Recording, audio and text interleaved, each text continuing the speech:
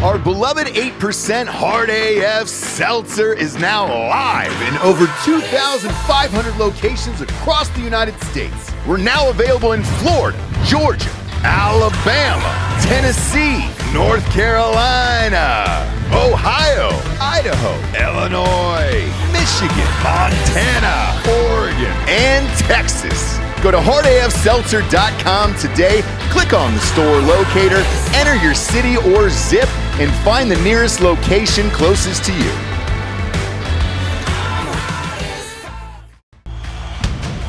Welcome to Drinking Bros, presented by GhostBed.com. Yeah, welcome to Drinking Bros, kids. This is a Friday morning show, D'Anthony. We never do early Friday morning shows. However, you're heading up to St. Louis to do Real AF with Andy Frisella and the boys here, so you got a flight out.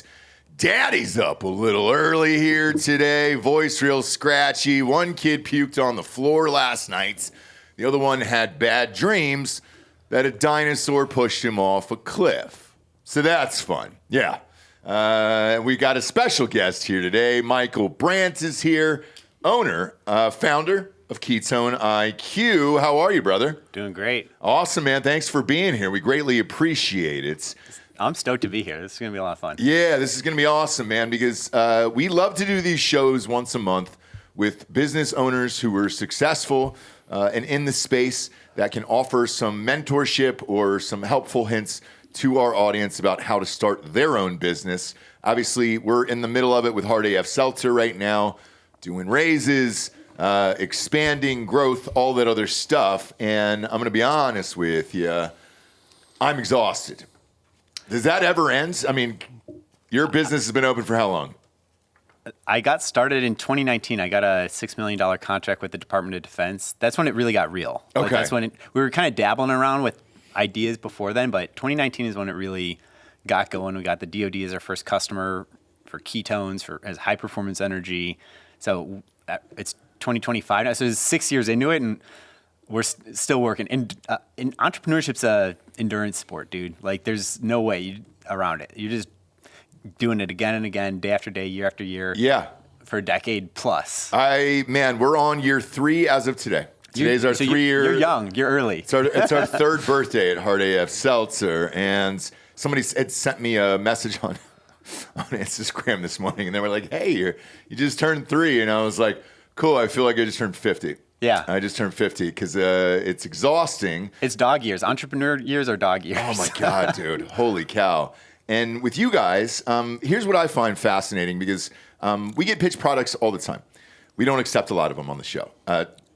Full disclosure. And if we do, we either really, really have to love them or be passionate about them, or they just don't come, because I don't want to tell the audience to go and buy something that is a waste of time, a waste of money, and something that is not going to work. I genuinely drink one of these shots every single day before I start the podcast. And if I'm up late writing, matter of fact, it's 9:30 in the morning right now. I'm going to cheers. I'll do a shot with you here. Cheers. Live on air. This will get me through the day, and big fan. I'm a big fan. Look at you. You couldn't even do the shot. You're choking on it, dude. Were you up late last night at South by Southwest? I've been running around a lot. I actually also ran 10 miles this morning, so I'm like... Shut the fuck up. You're that guy? Yeah. I've been up for a little while, just jamming around. Dan and I are like a 2-key bump a day, get out of bed kind What of do you? guy. What would you say you're running from? Oh, that's a good question. Yeah. The past, ex-girlfriend, murder, rape, suicide. I don't have like a crazy, PTSD story. I think it's just running away from like average or being normal. Like, I don't want to be just like a regular guy. I want to be special. I want to, especially now I have kids of my own, I want to set a really good example. I just want to punch through. Like, I don't want the normal 9 to 5, like punch in, punch out for the man. Like, I want to be special. I want to be I am an entrepreneur. I am a leader. Right. I feel like I got to fight that fight every single day. I got to be extraordinary. If I revert into just normalcy, then I lose my edge. I'm not formidable in the boardroom. I'm not a leader for my tribe, my employees, my community.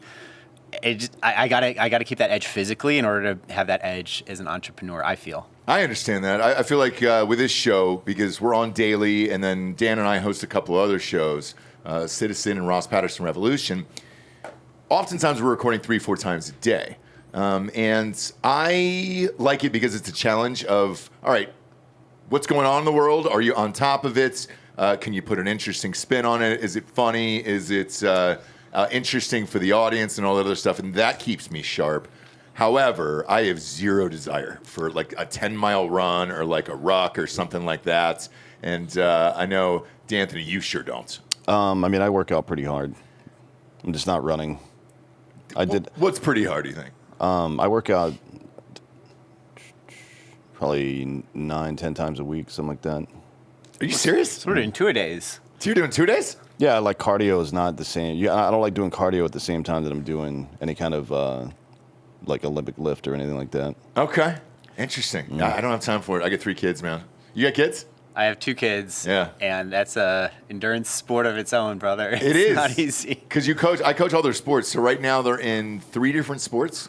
So it's Monday through Saturday, essentially. Because football is on Friday nights in Texas here. So yeah, my 6-year-old plays football on Friday nights. So tonight he's got a game. My kids are 3 and 0. And so they're young. Oh, gotcha. I've heard travel sports is just like Yes. ripping apart. I don't want to be over exaggerate, but ripping apart families. Like when I was a kid, you were like special talent if you were on the travel, soccer, baseball, whatever team. Now it's like everyone's doing it, and then the parents are spending 10 hours a week just as like Uber chauffeur driver That's on exactly top what of it is. being at the games and everything. And then you got multiply that by X number of kids, and it's like that's a lot to have a kid go D3 and then like end up becoming a dentist, lawyer, doctor anyway. Like it's a lot. Like what do you think about all that? Most college athletes are going pro in something other than sports. Yeah, that's what the Nailed NCAA it. used to say. That's the commercial. They play that. They still play that commercial. I mean, absolutely. People are going to go get a normal job. They're going to be in sales. Or something. This to me is a function of we've lost the balance. We're delusional as a society. I think, right? We have no. The relationship between effort and outcome has been completely dissolved in a lot of ways. And I think it's made people dreamers that probably should be awake, frankly, right? Like your kid's not special. Chances are your kid's not special because most people aren't, including maybe yourself, right? And there's nothing wrong with that. Just be who you are, you know what I mean? Yeah. But, I've coached Little League before too, and I obviously played it in. We all did, but I coached it too. And that is...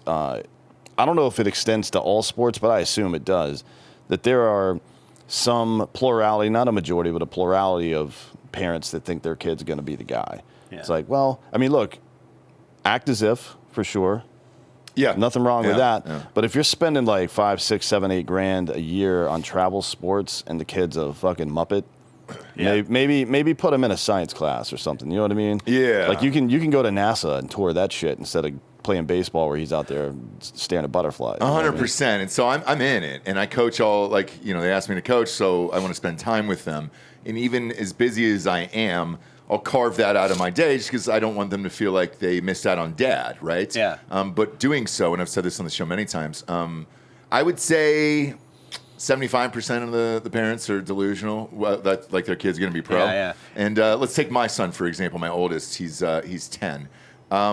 He's talented, like super talented is one thing right now. But the other thing that he's in the travel sport for, which is soccer, I think he'll play high school, not beyond. Yeah. And somebody asked me, like a parent asked me this, and they were like, "Wow, that's shocking to hear. Why are you so honest about it?" And I was like, "Well, I played at a pretty high level, and my kid's not at that level." Yeah.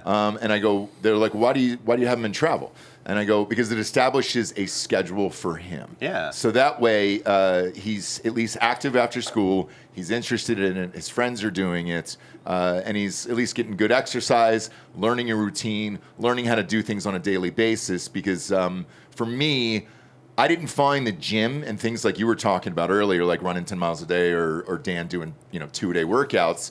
I didn't find that until later on in life. Like, we just didn't have it. Yeah. And it was tough for me to get into it. And so you're trying to plant the seeds with your son younger Yes. on these healthy habits. Mm-hmm. And it doesn't need to be that he's going to go pro. You're instilling camaraderie and discipline and Correct. athleticism, and I think that's what you're saying. Like, open your eyes. Like, you don't have to daydream and be the next Tiger Woods, Lionel Messi, but you can get still a lot of consequences matter too. Yeah, you know? Yeah, and so my wife and I have had that honest conversation with each other too, where we both know.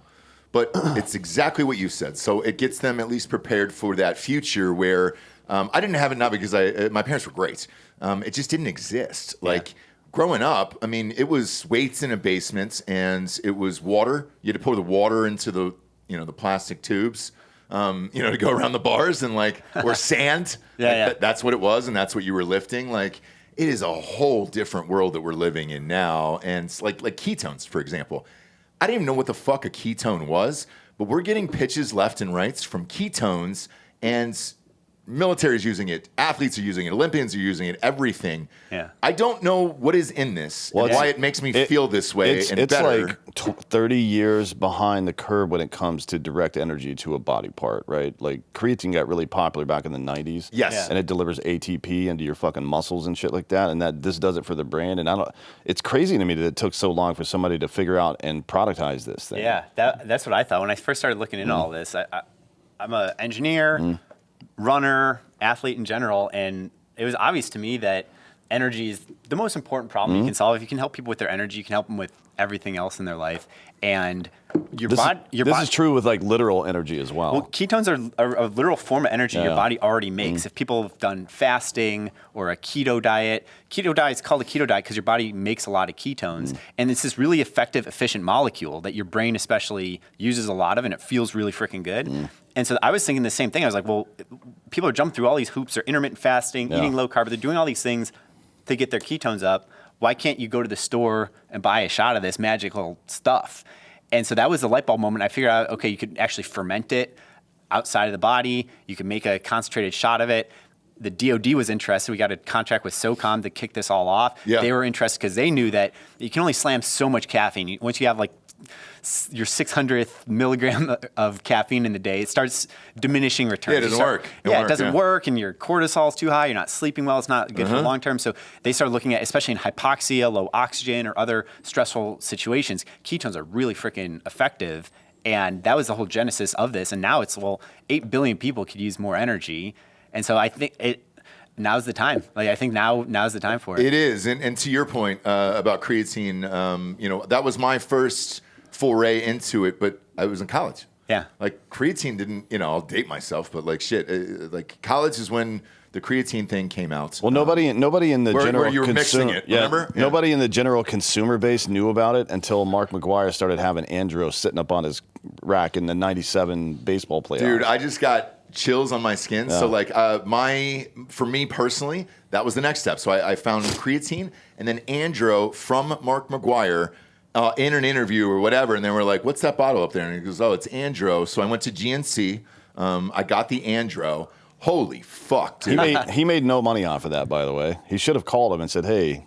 But again, different time. No athlete was branding themselves really besides shoes at that point. College though, dude, I discovered creatine in like 7th grade. Yeah, but you're fucking 20 years younger than me. You're fucking 10 years younger than me, dude. Like, what the fuck? That was like the first thing, and then everybody's parents were like, "No, that's gonna make your kidneys all fucked up." It's actually one of the like most studied supplements out there. I walked so you could fucking run, motherfucker. So yeah, that's why you're not in a wheelchair right now. I wouldn't recommend it for ladies. It makes them super puffy for some reason. It does, yeah. But for dudes, drink enough water, and if you just take it, it's the same as any other supplement. If you take it and sit around, you're gonna look like shit. Yeah. Right. Yes. You got to work. You got to work out every day, and that was the thing. So it was creatine, and then Andro, and then there was these things called Rip Fuel. So Rip Fuel was the first version of Ketone IQ to me.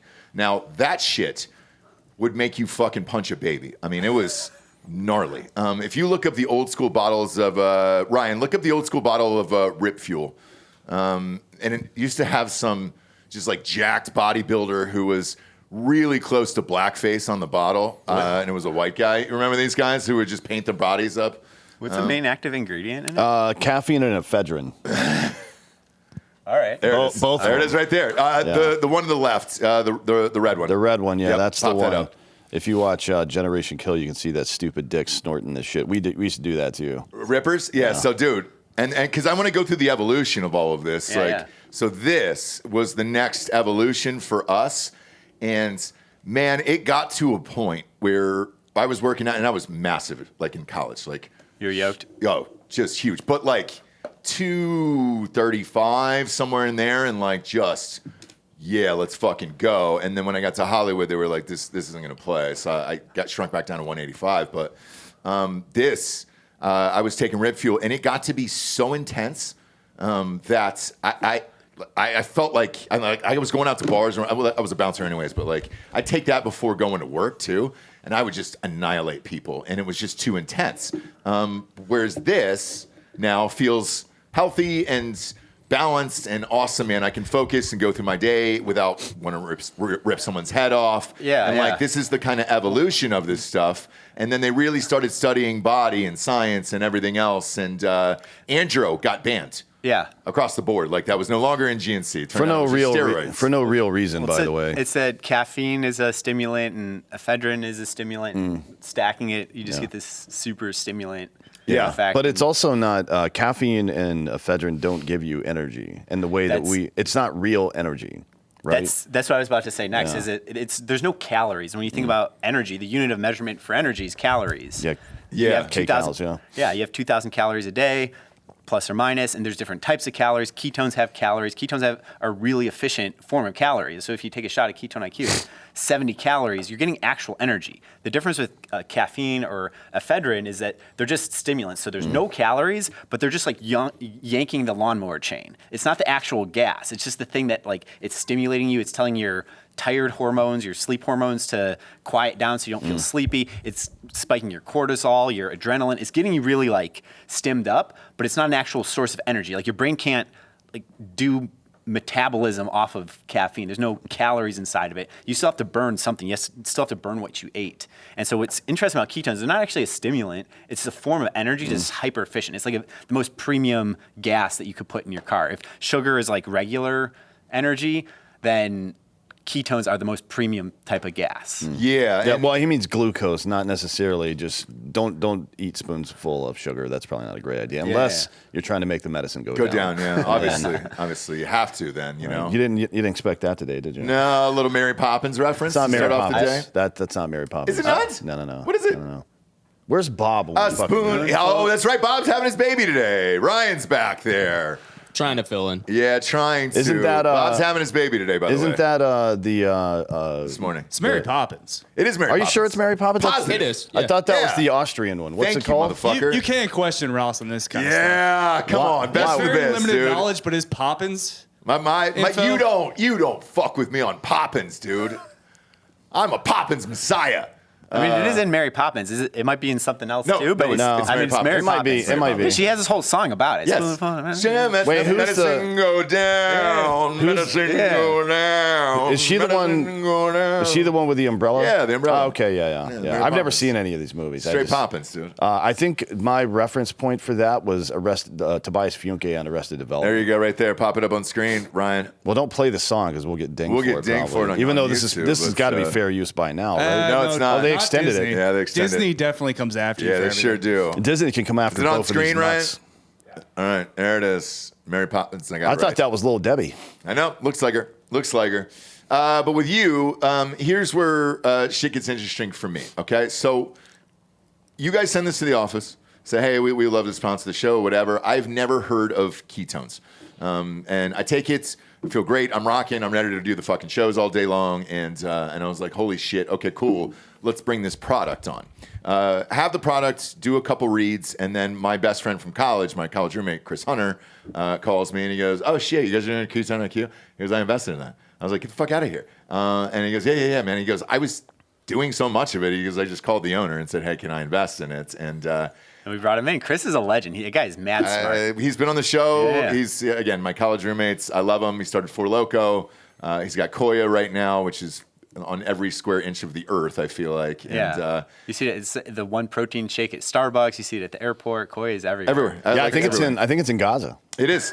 It is. I think they were shipping it over there. Dropped a couple pallets over there. I'm not kidding. Hey, you guys calm down. Because it's a meal replacement too. So like, yeah, it wouldn't shock me. But so with that, if Chris was in, then I knew it was great. But Chris is always ahead of the curve on things. So for you, how do you pitch this to everyone else without getting them to do the shot? Because again, if you were not coming on as a sponsor and I didn't try it first, because if I didn't like it, you just wouldn't be on the show. For sure. So I loved it, and I was like, all right, cool, we're in. But how do you get everybody else to do it? Did you know that Gatorade got started in 1965? I did. University of Florida. Yeah, the Florida Gators. So they were around for 30 years before they had like Michael Jordan sweating out the yellow beads of Gatorade. Well, they had a real problem untangling it from the university. Yeah, that was true. There's the whole IP because they kind of invented it with the Gators. Yeah, we talked about this recently. We did, show. yeah. I don't know what it was. But it took them a while. It took them a while. And just the education. Hey, don't drink water. Drink this other. And Gatorade tasted pretty crazy at the start. It was kind of tasted like piss. It was like this weird, salty, weird shit. So it took them a while to educate and build the market around electrolytes. Educate, get that going. Obviously, things move faster now because of the internet and everything. But I learned a lot from that type of story of like creating something like new. Where we're talking about with creatine or collagen. A lot of these nutritional primitives, like a new thing that enters the pantheon. I'm not just talking about like a new flavor of something that already exists. Like inventing something new, you got to be down for the long run on it. Like it's going to take a decade minimum to just like heat that up. Like you're inventing electrolytes. Imagine you invented caffeine or nicotine or something. It's like it could be the best thing ever. It's just going to take some adoption, and then it's just brick by brick. It's awesome to start with the U.S. military special operators. That's like such a killer use case, and then branching out from there, other elite athletes. We started doing a lot of work with John Jones. Yeah, he's a huge fan of it. He started using it. I mean, he needs a lot of energy. Sure does. Yeah. And it's not just ketone IQ. That's keep up IQ. Yeah, it sure is. A little bit of that nose candy for John. As far as I know, he follows all of Dana's rules. He does. He's a friend of the show. We're good. I love John. We're good. Yeah, he's a friend of the show. We're good. I know he's had his ups and downs, but he parties like the rest of us. I don't give a shit. Hey, pound for pound. Best fighter in the UFC. I think you can't deny it. Probably ever, yeah. I mean, just it's like LeBron, like the body plus the skill set that he has. He was just born with a perfect body. Yeah, good fucking luck. Yeah, both of his brothers are in the NFL, right? Like he's just strong. insane. He's strong. He's somehow like strong and lanky at the same time. And when you meet him, I spent some good time with him. He's just like actually chill. He's like gentle normal giant. dude. He's funny. Great. He's funny Great as guy. shit. Yeah, he's just absolutely cool, down to earth guy. Doesn't want to do press. Yeah. I asked him to come on this show, and he goes, "Look, man, I'm not really good at a fucking full hour of shit, man." He goes, "I don't really want to do that type of shit." I think he's like humble because I think he would be. Yeah, he would. So be. do I. He's I think very I funny. do too. He's very funny. He's really funny. And that's what I told him. GSP's like that too. I was hanging out with him a lot at the inauguration. Yes, he was with us everywhere. He's got a lot more energy. I think he's a little bit, in his case, a little self-conscious about the accent though, because he's still got a pretty thick French accent. Well, French Canadian accent, I guess. And it makes him his whole career seem gay. Yeah. You know what I'm saying? Because He's like one of the toughest fighters. I know. Even though he can twist to an impression. I I mean, he almost beat up Captain America that time. I know. He was real Remember close. that. He was real close. But back to your point about creating something that Yeah. isn't in the market and then being in 10 years, right, at a Right. minimum. For us, we did not want to do that because we want, an exit sale in 5 to 7. And, Totally. we set out a goal and we started with it. Dan and I created Hard AF Seltzer because we were going to do live shows all across the nation. Started a lot of craft breweries. So we would do it for whatever audience member had their own bar or restaurant or whatever, and we go out and you're drinking these things and they're delightful. I could drink craft beer all day long. Problem is you're putting on like 40 pounds. Yeah. And so then we did a gig with White Claw. White Claw was brand new, had never come out before, and they were like, "Hey, we'll pay you X amount of dollars and send you a pallet to do this." And I was like, "Great, same thing." Tried it, and I was like, "All right, cool. I like this. This is interesting. No carbs, no sugars, and it's like 4.5 or 5%." But we did a 3-hour show, and I think I drank 20 of them, and I couldn't tell that I had any booze. Yes. To be honest. But by the way, so that is no lie. So there was a 12-pack at his feet and my feet. We did a 2.5 hour show. I had finished 12. You had finished 12. And there was some others on the desk, and I couldn't feel anything.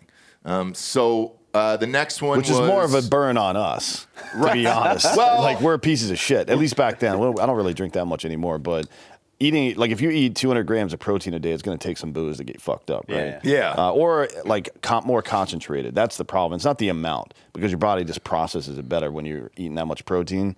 So you need, we either had to drink hard alcohol or craft beer because it's 8, 9, 10%, right? Right. If you're actually trying to get a fucking buzz on there. So we just started making Power Claws, right? Little airline bottles of vodka. You fucking take a sip out, dump the vodka in. Yes. And then at some point along the way, we're like, this is fucking stupid. This is dumb. We can just make an 8% seltzer. Yeah. With no carbs and no sugars. And like the tech is already there. We're 3M. We're not making a new product. We're just making the thing that exists way better than it was before. Correct. Right. And we're in a space that doesn't exist. So it's 8%. It's still no carbs, no sugars, and it all tastes like liquid Jolly Ranchers, but Jolly Ranchers don't have carbs and sugars. Yeah. So at least I knew we could get in. Yeah. With you, and going back to your product, Yeah. I don't know, how do you get in with, like, 'cause You have to create your own market. That's a whole other thing. I've pitched HEB, I've pitched Albertsons, I've pitched all the big dogs, Total Wine, everyone else, right? That pitch has to be fucking impossible to explain. We're in HEB. I know you Yeah. are, but what was the pitch like? Because I don't know how do you describe your product to get it into a store. In a sentence, I just say it's high performance energy. People are looking for different, better boosts. They're not just trying to max out on caffeine. And we have this amazing body of research. We have something actually new and interesting. We're not stealing a customer from your existing energy shot set. We're bringing a totally new person in who maybe didn't even drink energy shots before because what we have is so inventive and new. So I'm going to bring a new customer into your door. And then they're like, okay, interesting. But did he say, what's the difference between 5-hour energy and this? Yeah, because once they start asking questions, okay, now we're talking. It's like, okay, the difference is 5 hour is just caffeine and a couple other stimulants inside of it. Taurine, shit like that. Yeah. And we have ketones. We have 10 grams of ketones, and ketones are different from caffeine. It's its own high performance energy, doesn't interfere with your sleep, feels really good. You can have it with caffeine and stack it. That's a really nice stack. Or you can have it on its own. Customers like to do both. Yeah. And it's something new, and it's premium, and it's bringing a new person into your set. So we're not even like stealing the 5 hour customer. It's more just like a totally new person that wasn't even drinking energy shots before is coming into the set. So the new, I'm yeah. curious if you guys have done any research on this. I know that, God, what's his name? I've spoken a lot with one of the other the chemical engineer guys from Singapore. What the fuck is his name? Shit. I think he's from Singapore. Lat?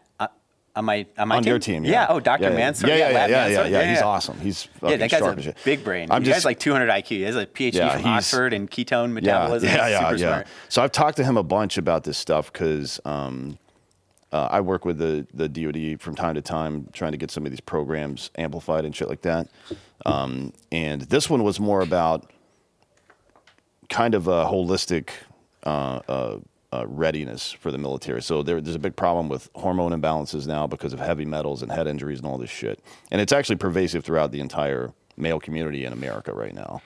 But I'm curious if you guys have done any research, because I haven't talked to him in a while, any research on the time of day stuff. So I know there's some relatively new research like the last 4 or 5 years that says caffeine super early in the morning, not a great idea, right? Or a lower amount. So the general consensus right now is if you have to have caffeine in the morning, you should start with like green tea or something, and then not have coffee, like a heavier dose of caffeine until around noon, typically for most people, and then not have a heavy or any kind of caffeine after 2 to 4 p.m. depending on your schedule. Yeah, there's this general idea that there's the dawn effect, that when you wake up, your body's naturally doing hormone secretion, and you're adjusting to daylight and the fact that you just woke up. And there's certain hormonal processes that if you have caffeine too early, you kind of jumpstart or interrupt that. And so you want to wait an hour or so after waking up. If you're trying to be to the textbook on it, wait an hour or so after waking up to start having caffeine. And then, you want to kind of cut it off before. You don't want to be drinking coffee right before bedtime. Right. And caffeine has a half-life to it. Which of 6 hours, which basically means if you have a cup of coffee at 2 p.m., half of that cup of coffee is still in your system at 8 p.m. So you want to start cutting it off earlier in the day. A lot of people don't have coffee after noon or after 2 p.m. because it lingers for a while. Yeah. And that's where a lot of people, they're starting to look for like a better boost. What's something, okay, I have a 2 p.m. slump. I don't want to go slam a bunch of caffeine. Maybe I'll pick up a ketone IQ, feel a nice energy lift, but it's not going to interfere with my sleep. And so to answer your question, on how do we bring this into stores. It's just really explaining that, hey, this is something new and different, and it's going to bring a new customer in, and then getting them excited on like every store has a story about like that new thing that they brought in, 5 years ago that completely burned down the barn doors and was an awesome hit. And you kind of got to like excite people on, like, but maybe it was like freaking pomegranate juice. Or was yours a hit? Because I'm going to go to phase 2 of this, because getting into the stores is very difficult. Now here's phase 2. Getting people to understand what a new product is, and they're not in front of your face, so you can't explain it to them, and they're just looking at this on the shelf going, all right, I want to grab this, and I want to try this and take this home. Well, part of that is search engine optimization. Well, hang on. Right? Now it is, but let's go back, when you started. Yeah. So, like, take Four Loko, for example, and Chris. That was a brand new product. It had caffeine in it, and it was fucking 13.9% or whatever the fuck it is. Like, they struggled because what's the pitch on that? And then, you see this weird drink on the shelf. Why am I drinking that?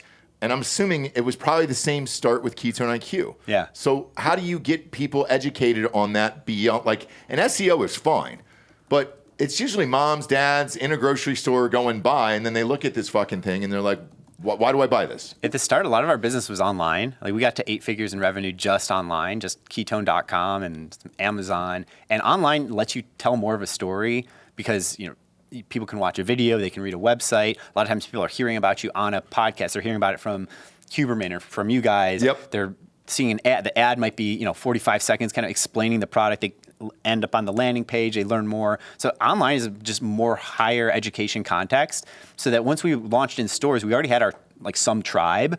We already had hundreds of thousands of people who knew about it. And we could say, hey, check us out at H-E-B, check us out at Vitamin Shop, check us out at Sprouts.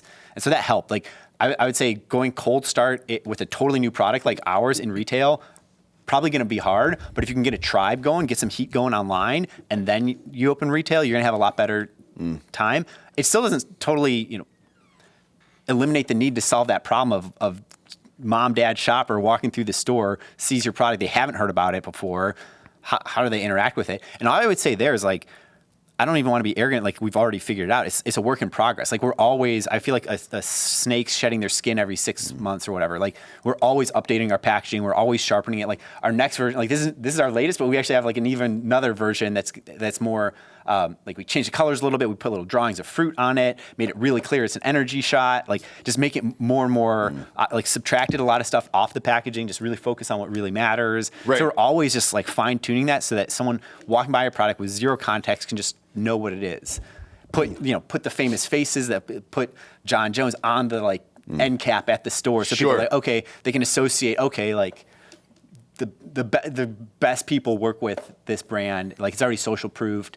So I'm just throwing all of our bag of tricks, the different kind of levers you pull across. Yeah, there's a good book about the first part called Traction. I'm sure you've read it, or maybe you haven't, but it's a very good book about. It's based around this idea that it's difficult to get a giant stone rolling, right? But once you do, it just takes maintenance to keep it going. And the way that you get it rolling in the first place is to be loud. And this is where this disrupt idea comes from in tech, which is so goddamn annoying. Right. It's a buzzword right now. It's not right now. It's been for 15 years now. And they even have a disrupt tech conference. Really? The whole thing is so fucking annoying. But TechCrunch disrupt. Yeah, oh my God, it makes me want to pull my hair out. But this idea of having what we would call in the marketing business fire brands, right? These are the customers, and we have a lot of those actually. Black Rifle we had a lot, and here with Tetherball we have a lot as well. And it's the people who are a walking advertisement for your product. Those are the people that you should invest all of your early marketing in, because they are force multipliers. They will go out into the community and tell people without you having to spend a penny about your product, because they have a deep affinity for it, right? Uh-huh.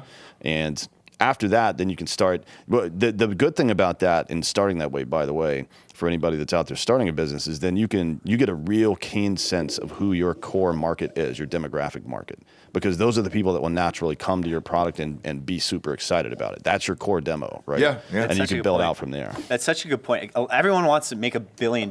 My advice I always give to entrepreneurs getting started is find your first 1,000 true fans, or find your first 100. Yeah. Find your first 10. Like start, like find your loyal tribe. Like solve a real problem. The crazy people. Yeah, find your crazy people. You know what I mean? Because we're all like that about some product or something. another. Like Yeah. all of us are. Yeah. Regardless, no matter how much of a miser I am, there are some products that I'm always excited about. Yeah, when we started, the product was $30 a shot and tasted like battery acid, and we still had special operators were like couldn't get enough of it. They're like, Yeah. I need this. Like this makes me feel sharper. Well, that's because- when I'm at altitude. Like, Yeah. how do I get more of this rocket fuel tasting Yeah. expensive stuff? That's because they were all getting prescribed modafinil before. Yeah, and they're like, modafinil was fucking with them. And Yeah, they're like, hey, yeah. can I get something else? Yeah. And then strange enough, maybe not strange, like the pro cycling teams, like those guys are insane. Those guys are animals. They're like Yeah, they are. biking 100 miles. Yes. The Tour de France is insane. It's Gnarly. 100 plus miles a day at altitude up the Alps for 3 weeks straight. You have 2 rest days. It's 23 days. You're racing for 21 of them. It's just absolutely insane. So those guys started getting into ketone IQ. This was like back when it was $30, tasted crazy. Yeah. And so it was like, find your true fans. Like when Uber launched, you had to freaking like send a text and like a car, like all the early products, they start out with a lot of friction, but you find your like hardcore obsessed people who are willing to put up with some amount of friction. And then hopefully that gets, some money in the bank account, and then you can maybe raise some money if you want to. And then you continue to sand down the edges and widen out the aperture of who you're able to talk to. But I think that's a really good point. When you're getting started, you can't be like, hey, how am I going to launch this at Target? It's like, dude, how do you make $1? Like make your first, set up a Shopify store and like get a stranger on there, not your mom, not your college roommate, like get Right. an actual like random person on the internet, on Reddit for car parts or for bike, whatever your niche is, like get a random person on the internet to like give you $1. Okay, make your first $100, make your first $1,000, like start really small. Like there is something to be thinking really big, broad as an entrepreneur, but there's also, I think, the mistake actually most entrepreneurs make is like they're thinking too big picture at the start. It's like, dude, make $1, make $1,000. Like the first $1 million is the hardest for sure, because once that ball gets rolling, like okay, you can broaden out. It's a lot easier to broaden out once you get the first ball rolling. So excellent segue here, because that's where we're at. And now it gets tough, in my opinion, because we're selling out a product. It's all going to make more. Now all the stores, C-stores, HEBs, all the other ones, they want tall boys, right? All of that is expensive. However, I don't know when we're going to get this shot again. Like, that's the other thing, because, I take a meeting with Costco I took 2 years ago, and they were like, no. Then they called, and they were like, yes. Now we want the product. And it was just like, okay, great.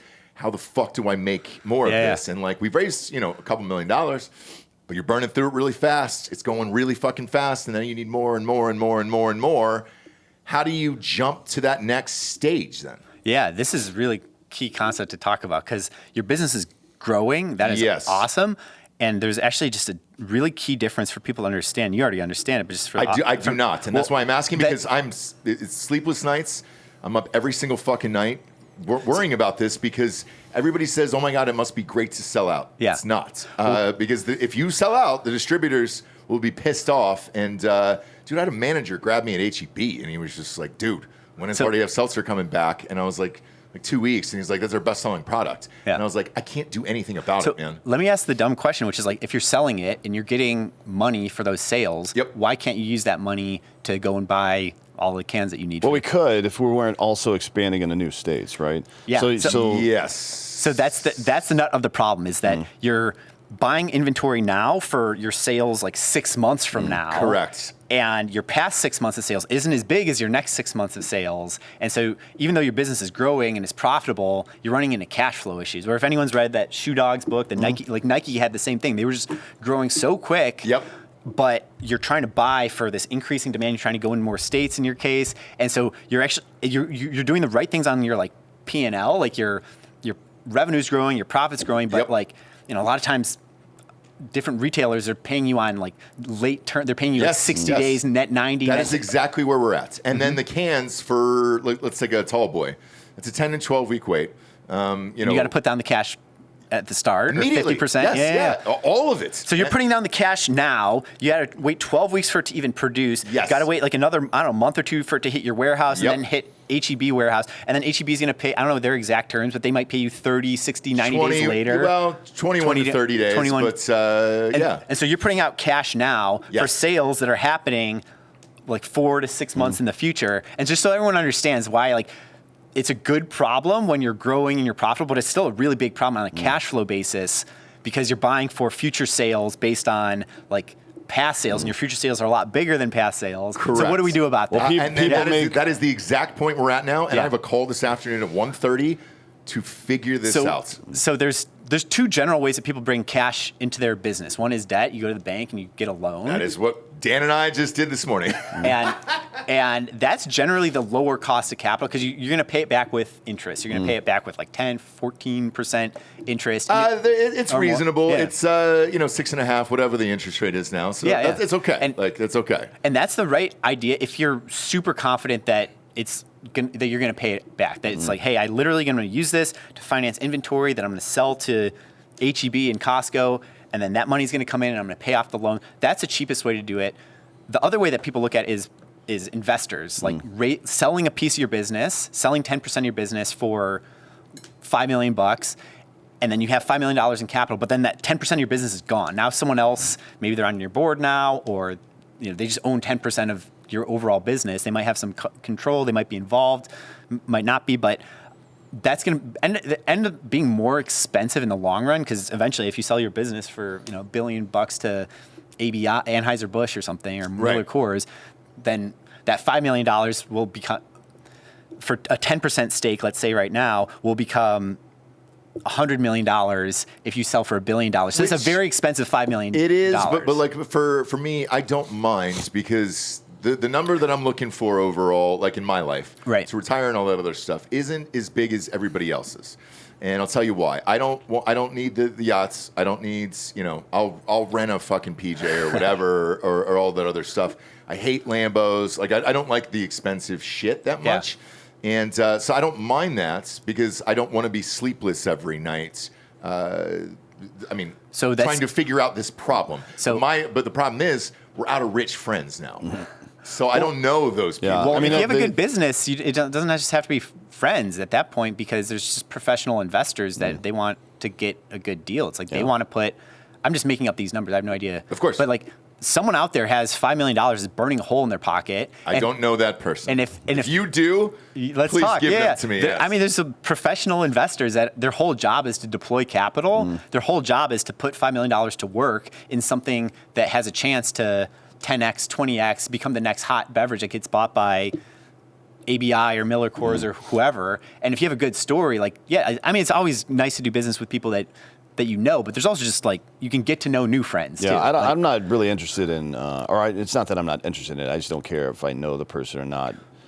There's a cost, as you mentioned, to selling equity, obviously, that's obvious. And it comes in the form of money and sometimes control. Exactly. Although we're pretty Loctite on that one. Luckily, I've done this before with a major company, so we didn't make any of the dumb mistakes that people typically do early on, contract wise. Yeah. But there's also there's value on the opposite end of that, and so there's probably plenty of ACVC we could look at. But one of the things we've kind of prioritized is also somebody being a strategic partner in the industry, not just money, right? Yeah. Because otherwise we'll just keep going to banks, and that is what it is. It's a little bit more of an ass ache sometimes, but on the front end, but on the back end, less of an ass ache. But having strategic partnerships is something that we're really interested in as well. Yeah, someone who's done it before, they finance other businesses that are similar to yours. They have a lot of connections, especially alcohol, right? You got to do different distribution in all 50 states. Alcohol's definitely not easy. Even just the COO. So we hired the Beatbox COO. He's our COO now. So he has all these connections, and the ability to bypass a lot of red tape and get into a place earlier saves us money and time, which is better than money. Right? I'm a strong believer in just getting the best talent. Same. It's like hard to overpay for the best talent that you maybe feel like you're overpaying for. Like they're going to make you or save you millions of dollars. And they can. He can turn on a state tomorrow, right? And he's got that ability because he's spent 15 years at AB before Beatbox, right? At Anheuser-Busch. That's kind of the stage we're in. For you, I'm curious, like where you're at in your phase of your company, because I see you on every single podcast. Like that was another thing that I saw was I forget who called and pitched us after they sent the box, but they said, hey, you'll see him on every other podcast. And then boom, it just so happened that I was watching somebody else's show the next day, and you guys were on somebody else's show. Cam Haynes or Yes, something. I think Cam was a guest. Yeah, because Cam was on the show, and he's like, "Oh shit!" And I was like, "Yeah, shit. What the fuck? It's Keys on IQ." Yeah. And I think that was a very, very smart move, jumping into podcasts. How did you know about that? I think we're still early on podcasts. Honestly, I think we're still early. Everyone's saying that this last election was like the podcast election where Trump going on Rogan like tilted the scales. So if this is the first time that podcasts have affected national scale, like we're really just getting started. I think a lot of us, you've been doing it for a while. Like a lot of people, 9 years, we're like going on our 10th year this year. Yeah, or a decade into it. But I think in the scheme of things, we're still super early, and there's just a lot more room to grow. I think people just like the format. People like conversational. I think people just like listening to something on the go. They like the familiar voice, and I think it's here to. I think it's so weird. But did somebody talk you into it? Of hey, you've got to start promoting on podcasts. I wouldn't say someone like hard talking me into it. I feel like a big part of my job as a founder is just like being aware of like the culture and what's going on and where to place poker chips. It's like, am I going to buy ads at bus stops or am I going to partner with good podcasts? Like, where do I want to put everything's just poker, right? Like I want to, test things out with a couple of chips. Is it working? Okay. Now like I'm really big on like going 0 or 10. If something's working, I want to 10X that bet. Like if podcasts are working, like hire a whole team of people to go get on every podcast. If it's not working, let's completely stop. I hate doing stuff like a little bit. I like a toe in the water. It's like the idea is either like don't get in the water at all after getting the toe in, or like cannonball in that MFer. Like you gotta pick. So like for podcasts, you're just saying, it's an awesome growth channel. And let's just go. Because to your point, I remember this is why I asked. Dan and I were at a dinner once, and this guy said, so we're going to spend all our money advertising in print magazines and newspapers. Dan asked for the check and just walked out.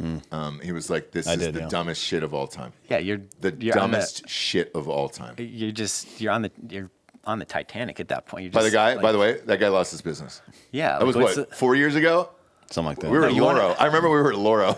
Dude, like you want to be on rising tides, right? Like you want to be on something that has its own tailwind. Yeah, like, I mean, a good marketer knows all of this, and there's always a battle between the finance department and the marketing department. It's always going to be like that, right?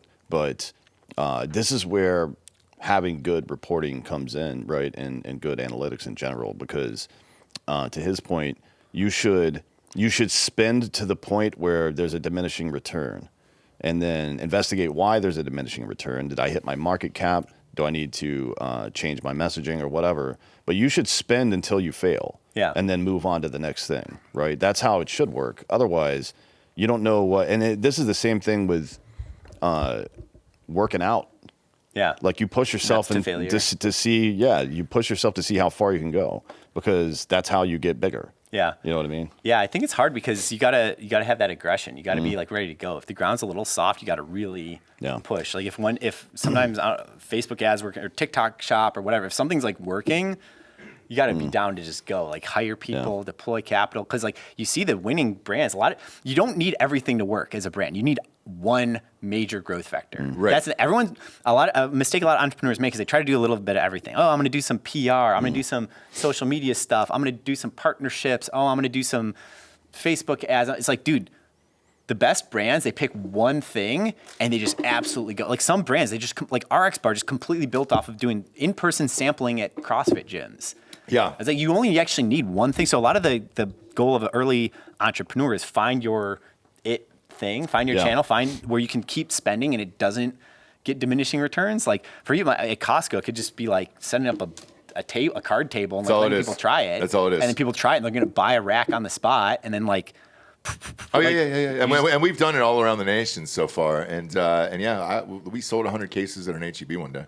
That's so good. Oh yeah. We've done it multiple times. Yeah, but this is all what you're describing is all part of this finding out who your core audience is, right? Yep. And then talking to them on the channel that they're talking on. Yep. I mean, that sounds really simple. It can be more difficult than that, but it is actually very simple. You throw out a couple of, it's just like fishing. You throw out a couple of lines, and if you spend all day at a fishing spot and you just keep casting, and you get no bites, you don't even see a fish, and you go back the next day, you're a fucking idiot, right? I mean, that's dumb. So part of that process is finding out who your core demo is, where they communicate. Is it on Twitter? Is it on Facebook? Right? Is it somewhere else? Is it in person? Like with CrossFit people, like they want to hear. People that are serious about this kind of stuff, about ketones, want to hear from somebody who is interested in fitness like they are or performance like they are and has actually used the product. That's what they want to hear from. Dollar Shave Club, the razors are a commodity, right? Like coffee. You can just make a fun coffee ad and people will buy your coffee. 63% of people drink at least 1 cup every single day. Yep, I'm in one America, of those. Right? Razors are the same. You either shave or you don't. Yep. And if you do, you shave fucking all the time, I'm almost one of every those day, as well, right? yeah. So Dollar Shave Club just does walkthrough videos, throws them on YouTube first and then on Facebook and stuff like that. Not really advertising. That's not advertising. They made content, right? Because they knew that it was a commodity, so I don't have to get granular on my stuff. It's a broad market, right? So you have to determine what your market cap is, potential, like your total addressable market, TAM is what we call it, right? There are 65% of adult Americans, so 65% of 270 million people drink 1 cup of coffee every day. Okay, I just need to go take 1% of that, and I can make a business and sell it and retire, right? With booze, it's way more granular, right? With stuff like this, it is indeed way more granular. There are some people who are on caffeine and they want to be, and they're never going to switch, which was, you guys eventually brought it in, which is a good value add. Yeah, we have a ketone IQ and caffeine Yeah. combo product. I read the ads every day, so yeah. But for, again, to get started with all this, identifying who that person is and how you can talk to them, right? Like you can go buy consumer reports, and some of them are very good at that sort of thing if you're getting into a commodity space, a thing that already exists.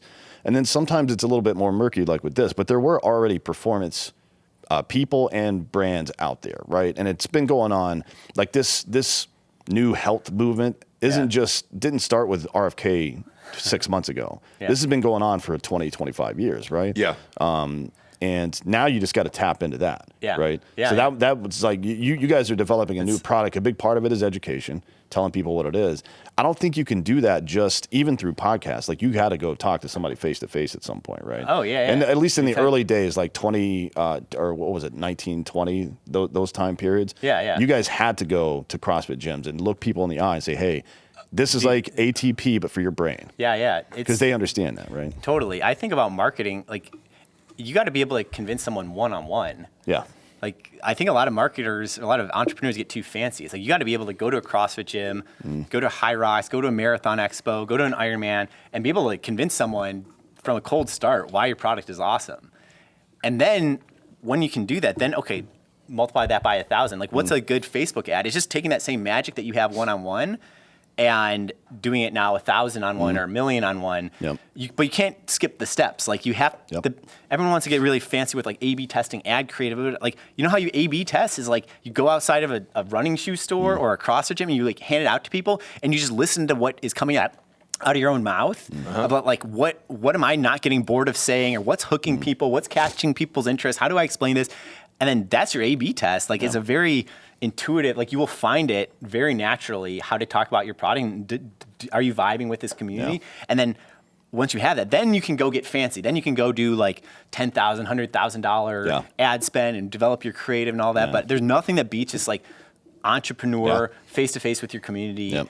I think a lot of people get kind of fancy and they skip that. And it's like, no, you can't. Well, I mean, skip that's the backbone, and then you build groups based off that. So that's your core affinity group, and then you second target people who want to be that guy. So not everybody's going to be John Jones, but a lot of people want to fucking perform at a high level, right? So that's the second trick, is to quantify how this is going to make you better the same way that it made him better, right? That's the second one. And that's actually easier, to be honest, at that point, because you've got what we call third-party validation, which is the most important part of all marketing, frankly, right? Education and information and, relating it back to something that they actually want to do is the backbone of it. But the part that really gets it moving in mass is third-party validation, in my opinion. Yeah, I think that's right. I think when it's made by marathoners, John Jones drinking it, comes out of Special Operations Command, I mean, that tells a really big story, especially for something so new. Yeah. It's like, what is this? Like, how do you even place it? Where do I even put this on the map? So you guys are 6 years in currently? Yeah. Okay. And then what's the next step for you guys? We're pushing a lot into retail. Yeah. Yeah. So we launched in Vitamin Shop not too long ago. We're in I know you're in Sprouts. Sprouts, HEB, Central Market, and the list grows on. Like, I have some exciting stuff coming up soon as well. And I mean, this is the most continuing to- no-brainer product of all time. And It is once you're educated on it. Pardon Because I wasn't educated on it. Pardon the pun on that, but Yeah. like it's very simple. Yes. This delivers. You know what glucose is, right? Yep. It gives your body energy. You burn it to convert into energy, and you know what creatine is. It makes ATP for your muscle energy. This does it for your brain. The end. Yep. Like in 1 minute, you can tell that story, and people are like, "Oh shit, okay." But until you told me that story, I didn't know what I was having. Well, so you're explaining this whole fucking process right now. I am part of the core affinity group for this. That was a great pitch. That was a because great- I study this. Yep. I care about my performance. Not Yep. that you don't, but I like actually research about performance, right? So I'm the guy that tells you who's also interested in performance. Yep. This story, and then you go tell the people in your fucking neighborhood who don't really think about that. All they know is that they're fucking tired after 2 p.m. Correct. This is the chain. This is from top of funnel all the way down to bottom, but you invert it, right? So when you go do blanket advertising, you have this funnel, right? Up here are cold, people never heard of you before. Then there's people who've heard of the product maybe, but not of you. And then there's people that have heard of you and the product. And then there are people who have actually interacted with it, going on your website or social media, talking to somebody, whatever. And then at the bottom, that's where you get conversions typically, right? Yep. So you invert that in the beginning and talk to people who have already interacted with your product, give them messaging that they can go spread. That's how it works, right? It takes time, and you have to be diligent, and you have to be smart about Yes. it. And it can get complex, but at its core, it is very simple. I think the signal for me that we could really endure, like have the stamina for a long time, was the fact that our early customers kept coming back. Yeah. And so once you heat up the market, like once you get someone over that chasm, they really get it, and they've tried it a few times, like they're in. Yeah. On average, like that customer really sticks around. It'd be a problem for our business if that person like went away. If you have to spend a lot of energy educating someone, and then they buy it once and then go disappear, like that's not a good business. Yeah, it costs 7 to 12 times more to create a new customer than it does to keep an existing customer, depending on the industry, right? 7 to 12 times more. That's a lot of money. Oh, yeah. It depends on the industry. It depends how different. One of the cool things about starting something really new is like people can't switch to another alternative. There's not another ketone shot at HEB. So once we get that person, even though right now it's like probably 9 out of 10 people at HEB have no idea what the product is, but the 1 in 10 that like know it, drink it regularly, love it, like they're coming back again and again, and that's like, this is good. Like You're a category kindling one to start, right now, yeah. start Yeah. the business, and then I think when you're in other, like you have your own set of challenges, you have your own set of advantages, because people know what hard seltzer is. Your challenges are like you got to stand apart from the other hard seltzers out there. There's so many ways to make money though. Like there's abundant. I think anyone thinking about entrepreneurship needs to have abundance mindset. Like creating It's got to be different. creating something new, like a Yes. ketone or a electrolyte in 1965, like hard but has some upside to it if you're the category definer.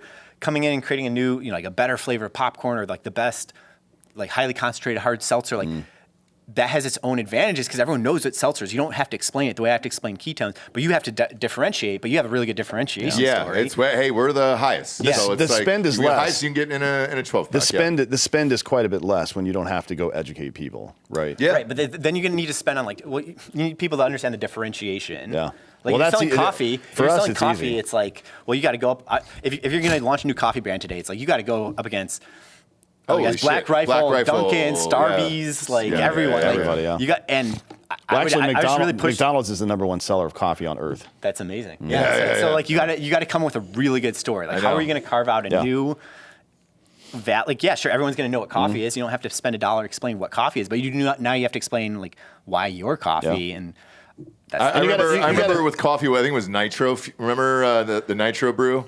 That was kind of the Cold next brew? evolution. Yeah. Just where I a, was like, little oh. nitro stone inside of those things. Yeah. I Yeah. mean, they use the same tech that Guinness was using for their beer, actually. Oh, really? To do that, yeah. Interesting. That's cool. I've seen there's a lot of different innovations. There's like Cometeer has like these frozen pucks. You like melt it down. There's like these other ones where you take like a dropper and you like it's like concentrated. Yeah. And you like have you seen that one? Yeah, It's like, yeah, you put yeah. it in water. So people are innovating on all sorts. Yeah, there's a lot of stuff going on there. To your point, the ways to differentiate your brand, it could be the narrative right? Which is like our story, veteran-owned company, whatever the fuck. That's powerful. Parties? We serve coffee and culture to people who love America. That was our mission statement. Dude, I mean, Black Rifle. I think everyone likes veterans. I think on Well, all sides. now- I think not everyone's necessarily depends like. on the- I think Depends, not yeah. everyone's like necessarily like pro-war. People have different opinions on Ukraine, this, that, but like, or whatever the current conflict is. But I think everyone respects veterans. I hope. Like, I mean, I've seen the numbers. Like, I think in general, everyone thinks veterans. Yes, it wasn't are like cool. that for a long time. Okay, that sucks. It Yeah, is yeah. now. And then the most hatred I see online towards Dan is veterans hating on other veterans. That's whack. Which What's is always that? weird to me. I mean, that's any industry, though, right? Anytime there's a burgeoning entrepreneurial industry, you get two sides of it, right? You get people who are hyper-focused on success and then people who are fucking losers, Yeah. right? And there's two ways that you can achieve equilibrium. You can help other people get to where you are or push them down, right? Those are two ways. And then the other way is you can either lift yourself up or you can grab other people and pull them down to your level. That's how it Yeah. works, right? And this is not just in business. This is a sociology thing, right? So, keep a keen eye out for people who are, when you see that guy who finds a new product that he has nothing to do with and he's like, hey, this is fucking good, and he tells somebody else it's good without any consideration for himself, that's a good person. And when you see somebody who sees that product and starts a competing version of it that rips off all the designs, that guy's a cunt. Yeah, exactly. Because you'll see the follow-up, because in the years after that, he'll be like, oh, these guys are fucking sellouts or blah, blah, blah. It's like, shut the fuck up, dude. You're just a loser. You got Yeah. beat, and now you're fucking, all women are lesbians because you didn't get laid. You know what I mean? Exactly. Fucking pussy. And for you, Michael, there's been people that have hit me up about you. Because a lot of people are trying to get into the ketone space now that they know what it is. And I feel like you guys were kind of the first. Yeah. at least- we're ketone.com. We're Yeah. Well, there were That's- people who were making tablets and shit for it back in the day, but it was garbage. Yeah. It was not, the science was not good. They have the best scientists in the world that exists on this particular subject, right? The guy that we were talking about earlier, he's the best. subject matter expert. Yeah, I think- He's the subject matter expert on this. Yeah, I don't think too much about it, right? It's like, I guess if you're Gatorade, there's going to be Powerade if you're starting in the Sure, category, sure. and like you got to be okay with that. But I don't think a lot about the other people trying to like cop our exact style. I'm more thinking, how do you? It wasn't your exact style. There was a guy who hit me up about doing it in an energy drink. And he was like, hey, dude, if we could pair up together and blah, blah, blah, blah, blah. And I was just like, I don't have no idea. Yeah. Does that even work in an energy drink? Like, I don't know. I don't know what that looks like as a 12-ounce or 16-ounce energy drink. I have no idea in that space. So Yeah. No, I think. is that something you're looking to do in the future? Like, how else are you going to innovate? Is it just the shots? Because right now we got the bottles as well. Yeah. But what's the next innovation? Well, you always want for to you? improve your fighting position. That's the standard for the infantryman, right? You always want to improve your fighting position. You guys launch some new version of this product every 6 months or so lately. Yeah, we keep updating the formula. We keep adding new flavors. Yeah. So I got like a raspberry lemonade flavor. I haven't had that one I've yet. had the green apple. That one's right there. I've Yeah, had green that apple's one. great, Yes. Green apple, yeah, that's a hit. And your flavoring keeps getting better and better and better. Yeah, man, shout out to Susan. Yeah, but you also don't want... We hired this gal. She's a wizard. Like, I'm an idiot. We sold like a lot, like $30 million, like crazy tasting product before hiring a formulator. Yeah, it was rough in the beginning. Yeah, it was too. rough in the beginning. We told people too, we're like, hey, this tastes like shit, man, but it's gonna. No, we said it'll jet help you. fuel. Jet fuel. Exactly what you said. We were like, Yeah. it tastes like jet fuel, but it works. Which is a good thing, I think, to get started. If you can sell your product despite some obvious friction, like you have a winner, and then it's on you as an entrepreneur to like fine tune those edges, make it not like crazy tasting or sand down the edges and whatever you're developing. This for me- is an age-old marketing device, by Yeah. the way. It's now with blank, whatever blank is, right? Like this product, this product already works. You just didn't really care for it because of this. Now with blank. Yep. Right? Yep. And now you capture another 30% of the market and blah, blah, blah goes on. What you want to avoid is clear Pepsi, for example, right? Sometimes loved innovation it. is I fucking loved it stupid. so much. No one cared loved what it. color Pepsi was. And when they saw it in a different color, they're like, nope. No, I'm I not loved doing it. this. I That's so love funny clear how that Pepsi. works. Which is I love funny it. I because love that's it. what it looks like when they brew it. Yeah, they add They add- coloring to it. Yeah. So it actually looks clear in the beginning, but people are dumb. And we went That's through just that. the way it is. By the way, we went through that with the seltzer where they Yeah. were like, hey, so for green apple, I can make it green, or blue raspberry. Yeah. I can make it blue. What'd you think? I poured it in a clear glass and I gave it to my wife. And she goes, no, women won't drink this. This looks like Kool-Aid. Yep. It looks too sugary. It looks sugary when there's color in it. Yes. And she goes, don't do it. She goes, Yeah. keep it this clear color and crisp or whatever. And I was like, interesting. Okay. So Smart. kept it clear. Smart. And that was smart. Yeah. Because we had another flavor way back in the day was cheesecake. Strawberry shortcake. Strawberry shortcake. That's what it is. It tasted identical. It was very good, but it's the best. sounded too sweet. It didn't have any sugar or carbs in No it. carbs and sugars, Yeah, but women were still. looking at it and they were like, no, this is too many calories. Yeah. And it was like, there's no. It's the same. It's the same. There's no carbs and sugars in so it. Yeah. citrus It's so funny. It's fruits, psychological. Yeah. like watermelon, peach, green apple, raspberry, stuff like that has worked. But when there's something in addition to it, Yeah, it makes yeah. it sound sweeter. We started to see, and it was simultaneously our most liked and least liked. Dude. Right? So we got to get rid of it. There's so much Yes. psychology to the subtleties of the flavor name. Yeah. Do you call it lemon, or do you call it Meyer lemon, or what? Yeah. Like, do you call it lemon, or do you call it lemonade? Yeah. You call Which it is completely strawberry- meaningless, by the way, because it's not an actual. Well, we have natural flavors, so it is actual. It would be Meyer lemon in it, right? Yeah. I guess. But most of these companies, it's just like artificial So flavored. something. You know the one that I just went through about 3 weeks ago was cherry. So again, all of these taste like liquid Jolly Ranchers. So I was like, all right, cherry's the easiest one, right? Yeah. And then we did a focus group with it, and they go, can't call it cherry. I was like, what? Why? And they were like, for some reason, everybody associates cherry with cough syrup, so they won't drink it. And I was like, so what do we do? And they were like, what's everybody else calling their cherry flavor these days? Every single company, What do they call it? black cherry. Interesting. Yes. And so I was like, what? And they were like, yeah.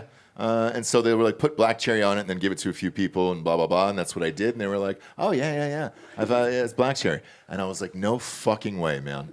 It's just the subtle things like that are so interesting that you're like, God damn, dude, because I never would have thought about that in a million years. And then, yeah. It's like when you're painting the room in your house. It's like if you get the shade off slightly, it'll really f with you. It's like oh, it'll be too green. You It's can like a say You can fuck. say fuck all you want. Yeah, we don't care. That's why there's You 80. can say the worst words in the world. That's why there's 80 versions of the color white in the paint store, and it's why you and your wife are Eggshell. That's why you and your wife are gonna fight about it. Just let her fucking choose. My and just my walk wife away. will be like eggshell, and it's Choose- like, and I go, it's just white, and she's like, no, but the eggshell white. And It's I'm not. like, That is not an argument that's worth your time. Nope. Because at no point in human history has a man won that argument against a woman. Ever. Just walk away. ever in a million Yeah, years. that's a great happy wife, happy Yeah. life. Unless it's a gay man who's a interior designer telling a woman that he's working for. Exactly. Then he might win that. But a straight man talking to his wife, you'll never win. You're never Okay, win but that then what do you argument. do if she's indecisive between eggshell white 3 and eggshell white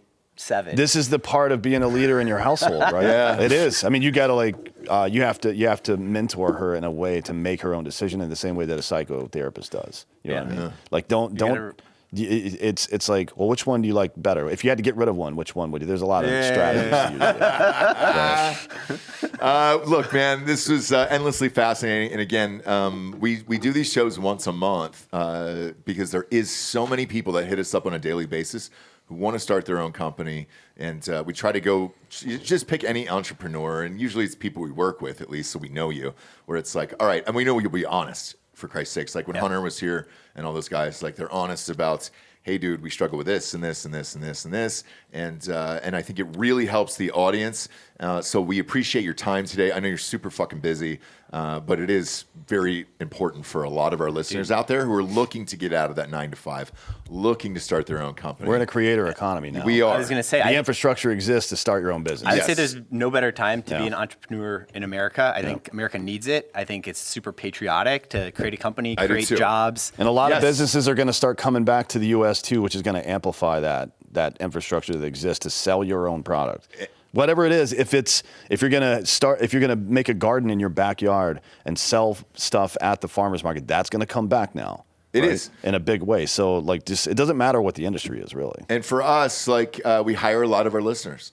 So who are out there. And so a lot of these guys, were listeners of the show, we've got a thing on wefunder.com/hardafseltzer where we're giving away ownership to our listeners. That's so cool. Where it's like, all right, either we're gonna make it together, or we're gonna fucking fail together, and hopefully we succeed. Did you have to, in order to do that, did you have to put all your like company finances Everything up in public? I had to Not in public, no. Yeah, but we no. had to do like It's on the homepage. Some of the stuff, yeah, not like the super granular stuff, but we had to do multiple SEC audits. Yeah, So we how- do SEC audits. Yeah. How did you feel about that? Because all your sensitive, or a lot of your sensitive. There's like, no formulas or revenue and- anything in there. I know, but like you're saying how much money you make, you're saying your expenses. That's an excellent question. Did you think yeah. about that? Were you like, I did. I absolutely did. And so, like, if you go to our page, so go to wefunder.com/hardafseltzer. I'll tell you exactly why, because it's on the homepage. God damn it, Ryan. I mean, it's fucking crazy. You're just typing in a URL, bro. Yeah, URL should pop up. He's We've new gone to it a here. billion He's brand times. new here, and He's never we seen a usually computer make all of before. our employees shave their pubes. Yeah, and, and we still haven't gotten that bag of pubes yet. So Yeah. It's Friday, too, all and I'm so is about that to on the leave. screen right now? aren't Zoomers good at the internet? Aren't we? You would think so, yeah, but he's one of those guys Kathy Hochul was talking about. Exactly. Ryan, is that on screen right now? It should be. Okay. All right. So here's what we've raised. Blah blah blah. Now scroll down. Congrats. Scroll down. There you go. Read off those highlights because it's far away. Actually, I'll pull up the page on my side. 1.2 million in products sold in the first 2 years. Chain deals in H-E-B, Total Wine, Lowe's Food, and Piggly Wiggly. Available in 3,000 plus locations in 12 states. And then number 4, served in all stadiums at the University of Illinois for the next 3 years, starting this fall. We got to update that. Well, no, it's not that because it goes in order. So underneath that, Oh, I see. If you click read more, you can go through the rest of it. But to your point, so yes, let's take the first one, the 1.2 million in sales over the first 2 years or whatever. Because maybe people thought you were bigger or some. Or I don't know. 100%. And so they were like, I went through that as well, where they were like, well, shit, I can't give you $5 million because I thought you were bigger than that. And now those are the conversations you're having right now, where you're just like, well, fuck. And yes, that's scary. It's very scary, right? It's because you have to, you legally have to put that number out there. Yeah. SEC audit wise, it says the company valuation is $15 million. Like Yeah. you legally have to put that out there, or else you cannot get money. It is a government regulation and all that other shit. People need to know the asset that they're buying into. 100%. Understandably, right? 100%. Let's say, so we're at 1.943, right? That's awesome. Oh, it is. But everybody, we're always honest with the audience. Where does that go? One, you've got to hire that guy that you talked about earlier in the show. The guy that is, the 300, 350. Rainmaker. The Rainmaker who's got the connections to get you into everything. Then you got to hire sales reps. So like the first $1 million went to just new hires across the board. Because if you don't have that structure in place, then you can't sell your product and all that other shit. The next $250,000 went to just fucking lawyers.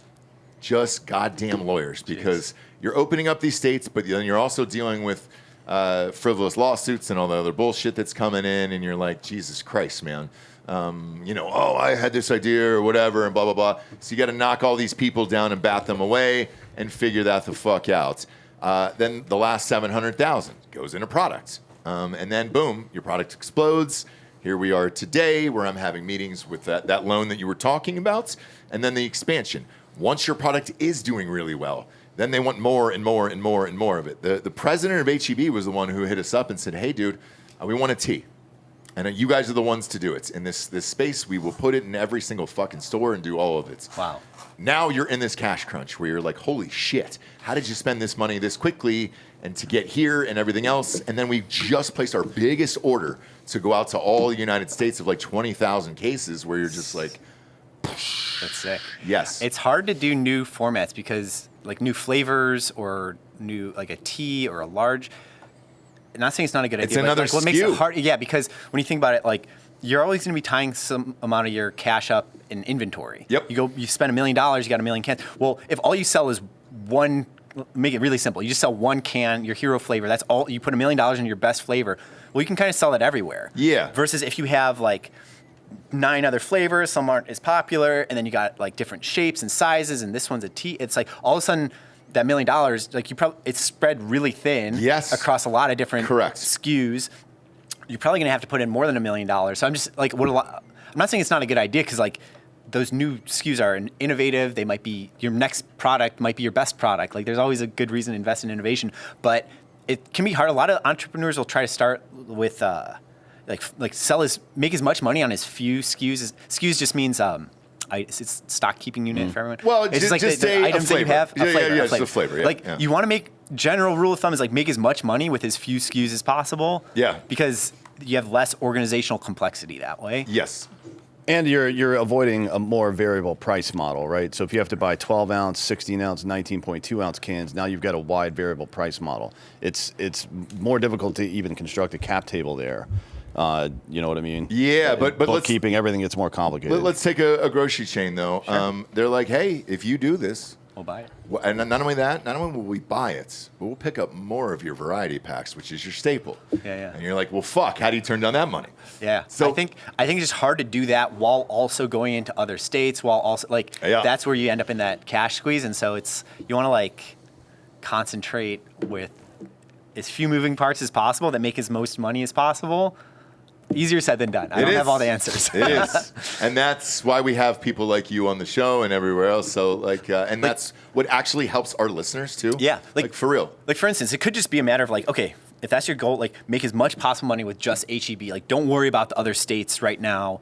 I'm not saying do this. It's just a thought experiment. It's like concentrate on one retailer and make $1 million a year with that one retailer. Make $10 million a year with just in the state of Texas, and like really focus, get Texas really good before dealing with the complexity. Just because you can't fight a war on a million fronts. You can't be expanding products inside of HEB and then you got to sample those to your customers. You're tying up cash flow, and then at the same time you're fighting. You're trying to distribute this into freaking Oklahoma and Arizona, and it's all good. It's all good money to be made, but you can't fight the war on every front at the same time. You got to kind of focus. Okay, let's take over. Where's the next $1 million come from? Yeah. And really focus there and then make the next $1 million. But again, I haven't thought about your business a 1% as much as you have. So take it all with a grain of salt. But what was your strategy? We focused online for a while. We were So we turning did that down for the retailers. first year. Yeah. And then when did you say, hey, I'm going to go big and try to go nationally? It was a year and a half ago. Started really focusing on gyms. So we're in all the Equinox gyms. Started really focusing on our product sells really well in Sprouts type stores, Central Market, HEB, nice grocery stores. But we're not in Walmart and everywhere else. There's a million places, but we're not yet. We just started really focusing on those more high-end, healthy, high household income shopper types of stores. And now it's just how do we make those as productive as possible? So I'm not in a hurry to launch Target tomorrow. I'd rather make the next $1 million inside of Sprouts. Yeah. For where I'm at right now. Walmart will come. It's just a matter of right now, I want to just how do we get more placements inside of Sprouts? How do you make sure everyone shopping at Sprouts knows about this? How do I just concentrate my efforts and compound and stack in one area where we're really, really good, get that just absolutely humming to perfection. Sure. Max out Sprouts and then start thinking about Wegmans or whatever. Or sorry, not Wegmans, Walmart. Yeah. Wegmans too, whatever. All of it. You know, it can go everywhere. Yeah. Look, we really appreciate you being here. I know you got to bounce. You guys got flights here. Now's the point of the show. We get this thing called the Drinkin' Bro of the Week, which is someone who has inspired you or helped you become the person you are today. I mean, recent one, honestly, is going to be, because he's been a guest on the show, is Cam Hanes. I just gotten to spend a good amount of time with Cam over the last year or so, and just super inspiring on a number of things. Obviously, stud athlete, insane, best bow hunter, all that stuff. There's one thing in particular that inspires me is just the way he is as a father, and the fact that his kids are all studs, and the way that he gives them tough love. It was really cool. I got to spend some time with Truett and seeing him set a world record, and just the way that Cam is a voice in their ear, and even when they were young, telling them hey, get up, bud. He wasn't overly coddling. They would fall on the bike and he'd be hey, just a little dirt. Yeah. Dirt don't hurt. Let's go. Yeah. And let's that kind of tough love father figure. And I got two young kids. I got a 3-year-old and a 0-year-old. And it's very inspiring to me just how to be that, I feel solid as an individual, but now I got to be solid for, four people in my family. And I've learned a lot from Cam Hanes on that. So shout out Was it Cam. Truett who just broke the world record? Yeah, I was there. He did it at the Black Rifle headquarters in Salt Lake City. He hit 10,001 pull-ups in 24 hours. So the math on that was he was doing 6 pull-ups every 30 seconds, like you just like a machine. He would do 6 pull-ups and then 30 seconds later do 6 pull-ups again. He did that for like at a certain point he like slowed down a little bit, but not that much. He was doing that for like the first 18, 20 hours. He would take like a 10-minute break to eat some oatmeal and then take a shot of ketone IQ and like get back to it. So he did beat it. Oh yeah, so he because I saw clips online from Evan's feed, and but you guys were in it, so like it was still going through. Yeah, it. the previous. And I remember seeing his hands. His hands were all fucked up. Yeah, they were just like meat grinder. Like it was like raw. Yeah, and he just didn't. He finished it. He's like, "Oh, was that supposed to be hard?" Shut the fuck up. Funny, Smart ass. Yeah. Did he? Is Guinness? Did they give you the thing and the plaque and all that stuff? Yeah. So they like recorded it, and there were people there like counting everyone. It was digital. They were doing a paper version too. They had a second video backup of it to like super verify it, and then I think like a week later he got the certificate like officially in the mail. So that's awesome. That's and cool. what was the previous record? David Goggins called in the middle because David Goggins set the world record like a few years ago. Okay, and that was like one of the inspirations. And Goggins, I mean, he's a stud, right? Like he was super supportive. Like he wanted to see Truett like crush it, break it. Yeah. So he called in the middle, get a little pep talk at like 11 p.m. or whatever. That's cool. Yeah, it was fun. That's awesome. Well, hey, we greatly appreciate. Where can everybody find your products? Check us out, ketone.com. We're nationwide in Vitamin Shop, Sprouts, your local gym, running shoe store, CrossFit gym, all that good stuff. Ketone.com/Drinkin Bros. 30% off your first subscription, and you get a free 6-pack of shots. I've read that ad before, so I know, obviously.